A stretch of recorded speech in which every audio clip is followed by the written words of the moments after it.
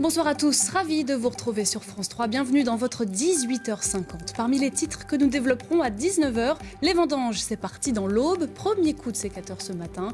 Des vendanges démarrées un peu plus tôt cette année en raison des fortes chaleurs. Nous irons sur la colline de Mongueux. Écoutez. On est content de récolter notre labeur, quoi. On n'est pas obligé d'avoir... y en a qui récoltent pas grand-chose parce que malheureusement, ils ont les avaries de la météo. Nous, on est dans un secteur où on a cette chance-là et c'est vrai que c'est un peu la fête. C'est un peu la fête chez nous. Le Grenelle contre les violences conjugales se tient à Matignon, à Paris aujourd'hui. Depuis le début de l'année, 101 femmes sont mortes sous les coups de leurs compagnons ou ex-compagnons. Dans la Marne, une association travaille depuis longtemps déjà sur le terrain à l'accompagnement des victimes. On écoute. C'est vraiment un fait de société, un fait d'éducation, mais c'est à nous de dénoncer. Et c'est aussi à toutes les femmes de se sentir concernées. Personne n'est à l'abri. Et puis François Hollande était en visite à la foire de Châlons ce matin. L'occasion peut-être de tester sa cote de popularité en cette rentrée. L'ancien président de la République ne s'y était pas rendu depuis 2012 et il en garde un bon souvenir. J'y avais été particulièrement bien reçu, ce qui était un signe que j'avais relevé, encourageant.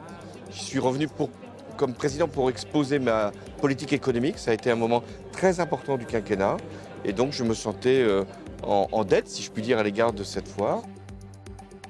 Hier, nous étions avec le photographe ardennais Jean-Marie Lecomte, auteur de 100 portraits d'Ardennais. Ce soir, c'est un de ces modèles que l'on vous propose de rencontrer. Un retraité discret et touche à tout, immortalisé le temps d'une photo. Sandra Julien et Isabelle Griffon le rencontraient pour nous.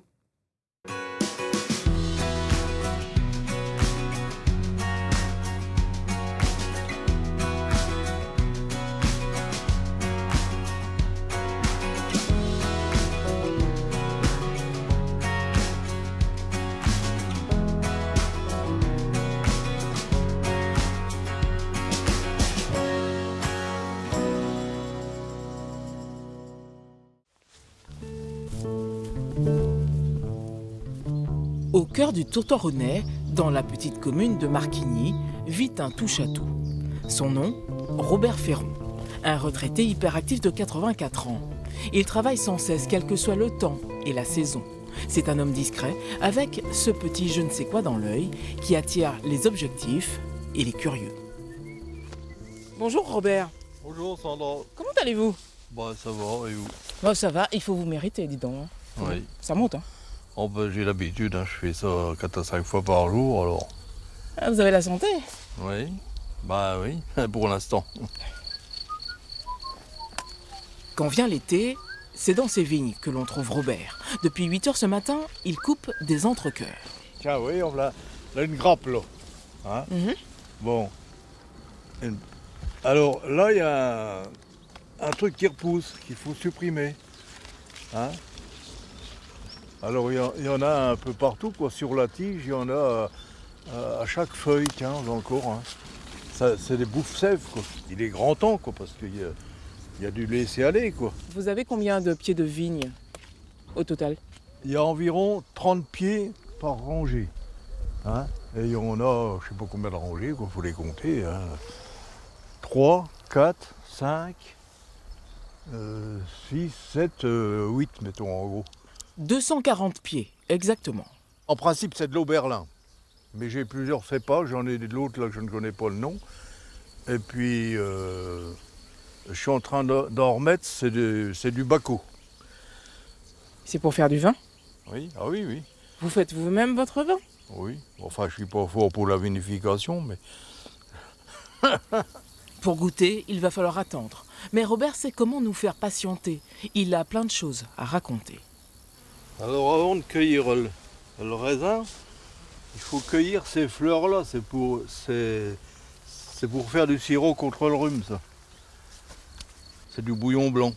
Il est fier de ses fleurs, elles sont belles, parfois utiles, mais il les plante pour les abeilles. Il a passé tout l'hiver à leur construire des ruches. La ruche à Mimile. Oui, Émile Loiret. Alors je mets une amorce de cire, hein, d'1 centimètre ou 1,5 centimètre, quoi. Pour qu'ils aient l'idée de bâtir dans ce sens-là, quoi. Mais il y a une amorce, et puis par après, il n'y en a plus, hein, ils se démerdent. Hein. Ils sont architectes, hein, mieux que moi. Et quand je ne fais pas de ruche, vous voyez, je me passe une idée par la tête. Alors j'avais fait un dessous l'évier là. Et puis il était là, puis, comme ça, un dessous l'évier. J'en avais pas besoin, ni personne non plus, ne me l'avait pas commandé. Et puis, fin de compte, il a fini en garde-manger. Alors je mets des crochets là-dedans et puis je pends mes jambons là-dedans. Robert a eu plusieurs vies. Agriculteur, menuisier, puis Je me suis embauché aux chaînes dans les garages. Et puis après, j'ai fini à mon compte. Et puis, comme ça ne tournait plus trop bien, je me suis mis employé communal, quoi. Alors, comme je savais faire un peu de tout, il me faisait monter des murs, faire des carrelages, tout un tas de bazar, quoi. mais allons plutôt voir ces ruches. Certaines sont installées sous abri.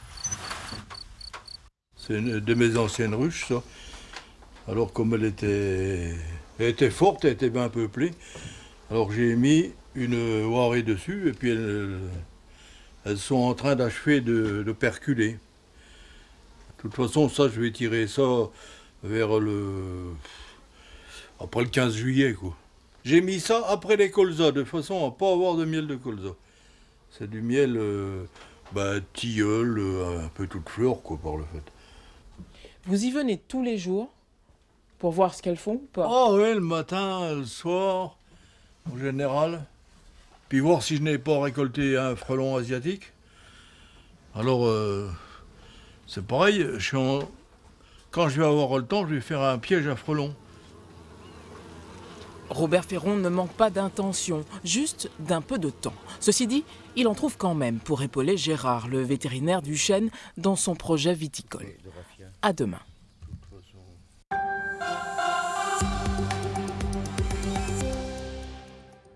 Bientôt 19h, bonsoir ou re-bonsoir si vous nous rejoignez. Vous êtes bien sur France 3 Champagne-Ardenne, mardi 3 septembre. Voici les titres. Les vendanges dans l'Aube ont débuté aujourd'hui. Premier coup de sécateur sur la colline de Montgueux ce matin.